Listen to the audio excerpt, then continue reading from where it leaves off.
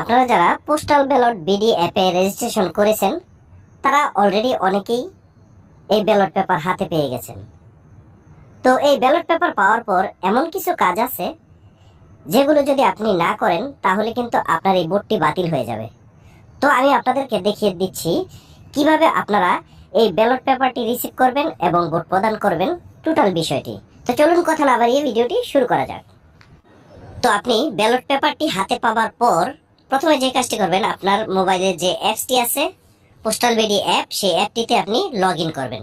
আপনারা নিচে দেখতে পাচ্ছেন লগ ইন অপশন আছে, সেই লগ ইনের উপরে আপনাদেরকে ক্লিক করতে হবে। তারপর আপনারা আপনাদের মোবাইল নাম্বার, পাসওয়ার্ড এবং এখানে টিকমার্ক দিয়ে লগ ইন করবেন। লগ ইন করার পর আপনাদের সামনে এমন একটা ইন্টারফেস আসবে।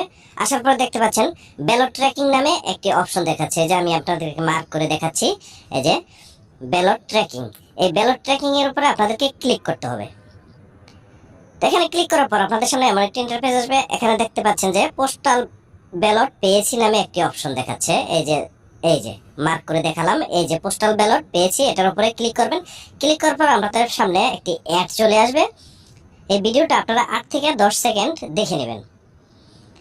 এই ভিডিওটা 8 থেকে 10 সেকেন্ড দেখার পর আপনাদের সামনে এই নিচে দেখতে পাচ্ছেন বাম পাশে এখানে একটি পরবর্তী অপশন আসবে। এই পরবর্তী অপশনের উপরে ক্লিক করতে হবে। ক্লিক করার পর আপনারা দেখতে পাচ্ছেন এখানে আপনার ছবি তোলার জন্য বলতেছে। তো এই যে পরবর্তী যে অপশনটি আছে এটার উপরে আপনাদেরকে ক্লিক করতে হবে। ক্লিক করার পর আপনি আপনার ফেস স্ক্যান করবেন। এখানে প্রথমে এই যে দেখতে পাচ্ছেন বলতেছে হাসতে, হাসুন। এখানে কিন্তু ওরা নিচে লিখে দিচ্ছে, তারপরে বাম দিকে তাকাতে বলছে, বাম দিকে তাকাবেন। আপনাকে যেভাবে বলবে, দিক নির্দেশনা দিবে, আপনি সেভাবে কিন্তু এটা সেলফিটা তুলে নেবেন। আপনার এই ফেস স্ক্যান হয়ে যাওয়ার পর আপনি যে কাজটি করবেন, একটু এখানে সময় নেবে হয়তো, তো হয়ে গেছে। তারপরে আপনি পরবর্তী অপশনের উপরে ক্লিক করবেন। দেখতে পাচ্ছেন বলতেছে আপনাকে সেলফি তোলার জন্য একটি ছবি তুলবেন। তো পরবর্তী অপশনের উপরে ক্লিক করে ছবি তুলুন।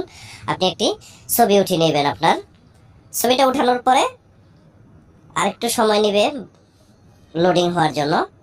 তো লোড হয়ে গেলে পরবর্তী অপশনের উপরে ক্লিক করবেন। এই পরবর্তী অপশনের উপরে ক্লিক করার পর এখন আপনার ওই যে পোস্টাল ব্যালট যেটা আছে এটার উপরে দেখতে পাচ্ছেন যে একটি কিউআর কোড কিন্তু ছিল। এই কিউআর কোডটাকে আপনাকে এখানে স্ক্যান করতে হবে। তাই দেখতে পাচ্ছেন কিউআর কোডটা স্ক্যান করলাম। স্ক্যান করার পর কিন্তু আমার কাজ শেষ।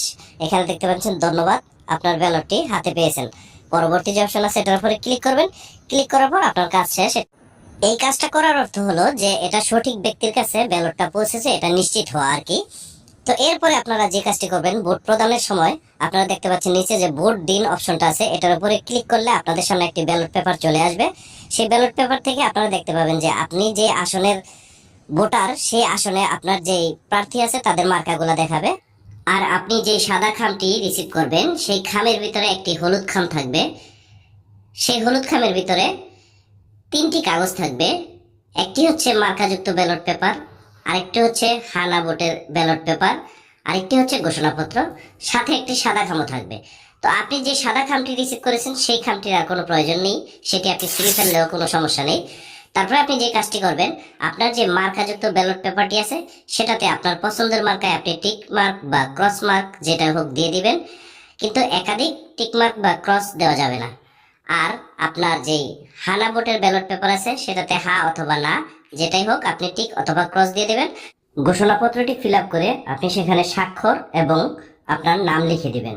তারপরে আপনি আপনার যে 2টা ব্যালট পেপার আছে, মার্কাযুক্ত ব্যালট পেপার এবং হানাযুক্ত ব্যালট পেপার, সেটা আপনি বাজ করে সাদা খামের ভিতরে দিবেন। আর হচ্ছে ঘোষণাপত্রটি আপনি হলুদ খামের ভিতরে দিয়ে আপনি খামটি সিল করে দেবেন।